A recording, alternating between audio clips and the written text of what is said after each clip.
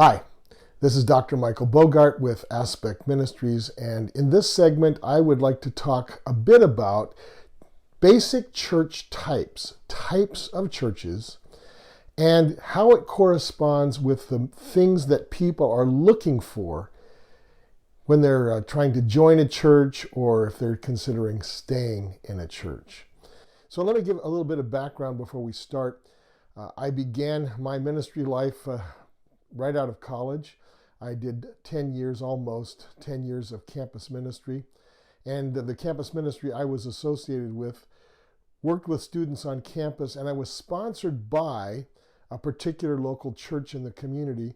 And my job was not only to bring these students to Christian faith, but also to get them connected to some kind of local church. And if they didn't already have a church, then I would always invite them to my sponsoring church. And sometimes they stayed because they liked it, and sometimes they didn't stay. And that made me think what was going on there.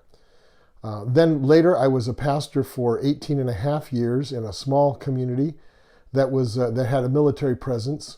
And again, people would visit our church, or I would get to know people in the community. People would either decide to come to our church and stay, or sometimes they wouldn't. And that, again, caused me to wonder, well, what's going on? Why do some stay, some don't stay? And then I was on a large church staff after that, where I did adult ministries. And the church was located in a fairly large metropolitan area. And I didn't so much see the people who didn't stay, but my job in that church, or one of my jobs, was to host the new membership class. And so I got to hear a lot of reasons why people decided that this was the church for them and how they were excited to be part of it. And during that time, and since then, I have been involved in the ministry that I'm with now, Aspect Ministries, in which I've been able to travel to a number of locations in the developing world. And I've worked not so much with people seeking to join churches or become part of churches, but I've talked with church leaders and heard their frustrations or their struggles or their questions about why it is that some churches grow and some churches don't grow, and how they appeal to people or don't appeal to people. So that's where this is coming from. I'm giving you more than 40 years of at least my own experiences and observations in outreach, growth, and healthy church life. So, with that in mind, let me just say that in my experience, and I don't base this on research other than my own personal experience, I have seen 7 main types of churches, or maybe it's better to say 7 things that churches tend to emphasize, and that those things correspond with some of the things people are looking for, their motivations for staying in a church or for finding a church in the first place. So here are the motivations. So let me name these 7 church types. There's the Propositional Church, there's the Communal Church, there is the Behavioral Church, there is the Programmatic Church, there is the Missional Church, there is the Experiential Church, and there is the Traditional Church. So let's take them one by one. First, the Propositional Church. The Propositional Church emphasizes what we believe. These are the things that we believe. So they're very doctrinal oriented. They're very, the way they would put it is we are truth oriented. And so they are very strong on teaching the basic things that the church believes. And there are some people that are looking for that. They're looking for a church that's strong in teaching. And they probably are looking for a certain kind of teaching. They want a strong Bible teaching church, or they want a church that teaches the distinctive statement of faith of a particular denominational group. And so they're looking for the strong teaching. Now, it doesn't mean that they don't have other motivations. They may be looking for a strong church family. They may be looking for religious experience. They may be looking for programs as well.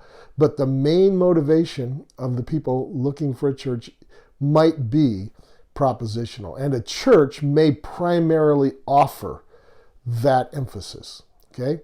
So the Propositional Church emphasizes what we believe.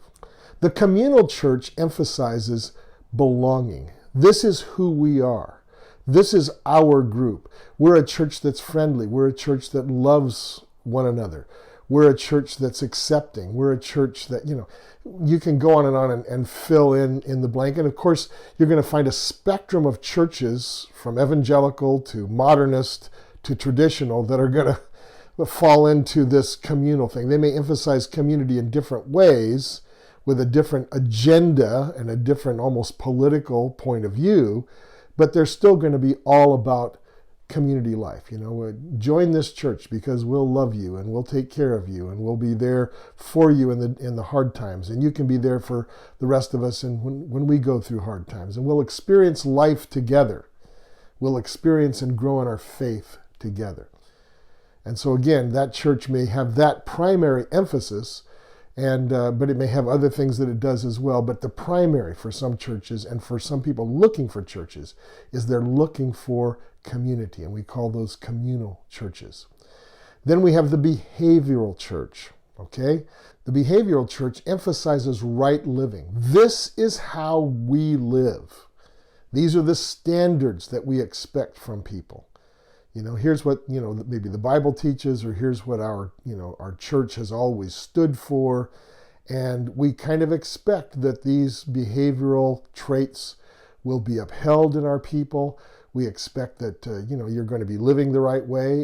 If you don't live the right way, we're definitely going to notice that, and we're going to speak to you about it. And of course, many people are, they speak ill of that kind of church. And yet I think most churches have a behavioral component somewhere. It doesn't always have to be a fundamentalist church that's that way. I mean, many modernist churches or liberal churches have a pretty clear code of conduct. Things you can say, things you can't say, things that we expect that you're going to be behind, things that we really would frown upon you getting behind. And so it's not necessarily a bad thing, or it's not necessarily something that a certain brand of Christians get involved in.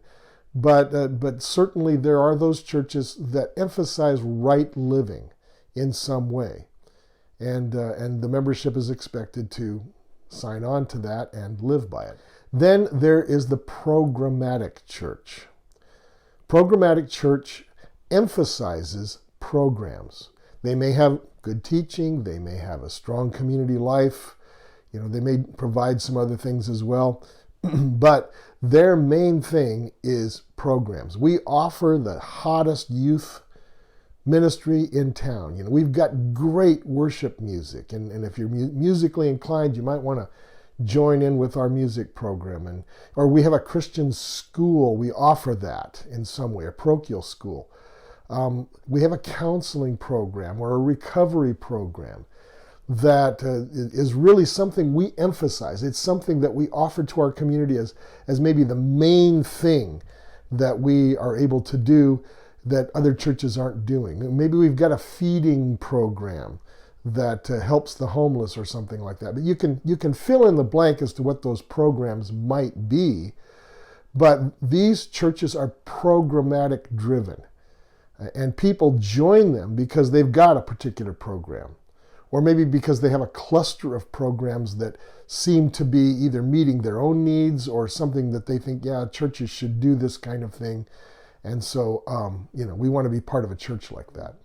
I remember many times as a pastor, people visiting the church, and they'd say, well, what have you got going for youth? And we would talk about our youth ministry, and sometimes they would stay because they liked the style of youth ministry that we had, or they wouldn't because they thought there would be a better youth ministry someplace else, or whatever. I mean, all churches face people coming in saying, what do you have to offer? And that's the programmatic church. It's what we have to offer. And people really basing whether they're going to stay or go on whether what the church offers fits with what they're looking for or what they think a church should be doing. Then, of course, there is the missional church. And missional churches are all about why we exist. They're very mission-driven, not so much doctrine-driven necessarily, although that often goes with it. But there are churches that really emphasize more why we exist in this community. Why do we even exist as a body of believers? So the missional church is focused not so much on the members, on the people inside the walls. The missional church has always got an eye for the community and for potential membership. They're always looking for those outside. And a lot of the decisions that are made by a missional church are not based upon what the members would prefer necessarily or what the membership would be comfortable with, but they also have an eye towards what's going to appeal to people outside. What kind of a reputation are we going to have in the community? Is the community going to look at us as, these people are the real deal. They're the real Christians. They're doing most things right. They've got a lot of it right. And people outside in the community who may be looking for a church, what would attract them here? And I think that's probably the big question that the missional church asks is, what would make somebody want to come here and stay here? And so they're very mission oriented. They're very much into seeing people who would not describe themselves as Christians or as members of a church community become Christians or become members of an active church community. And so the missional church is outreach oriented.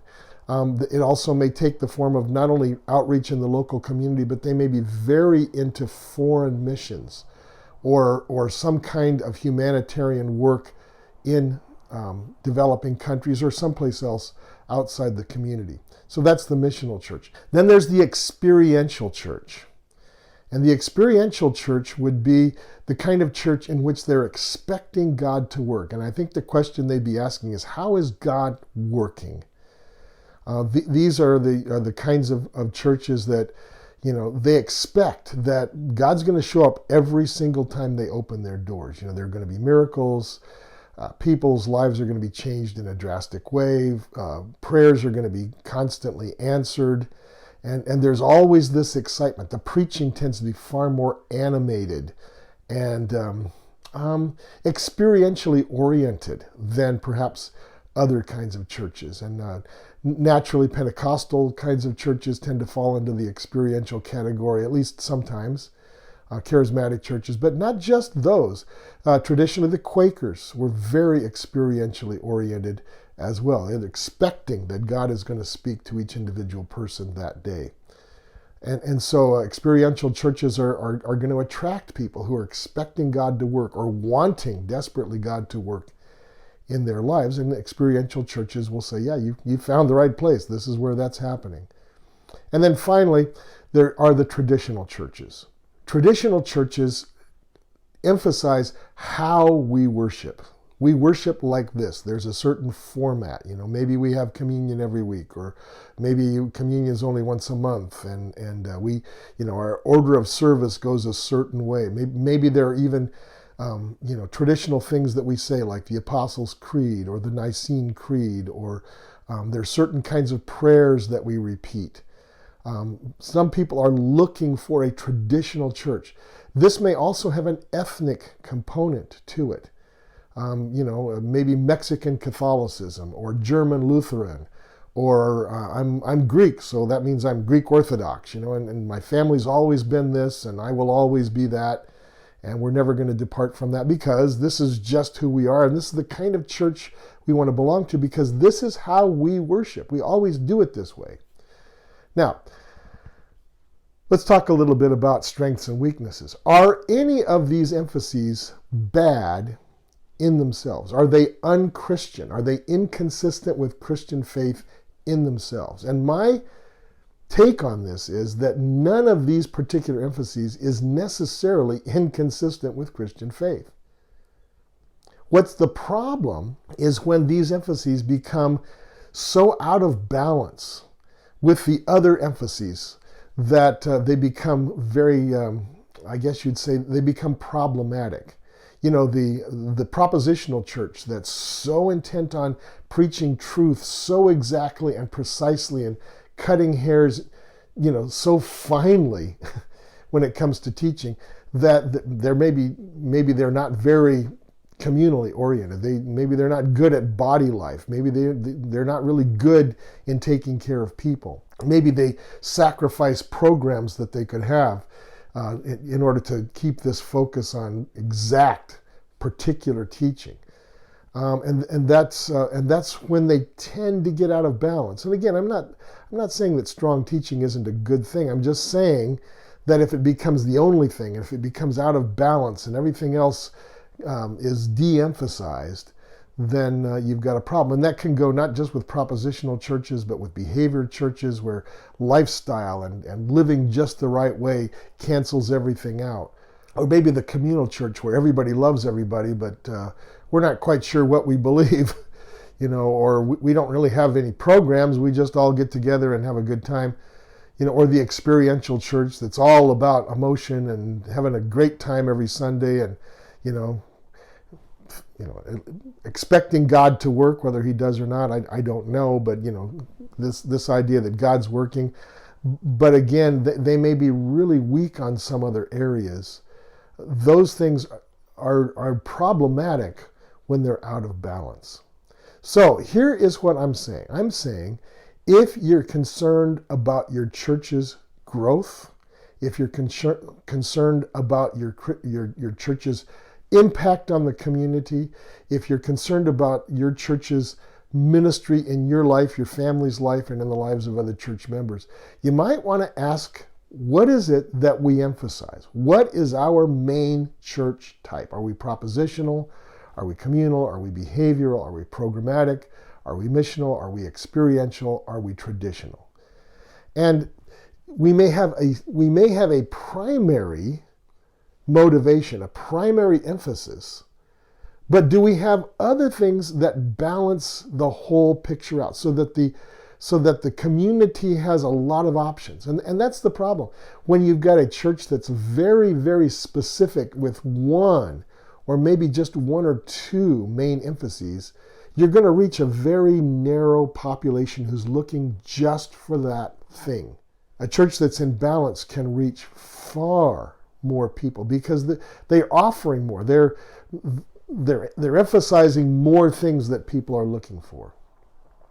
So I think that these are good measurements for church health and effective ministry.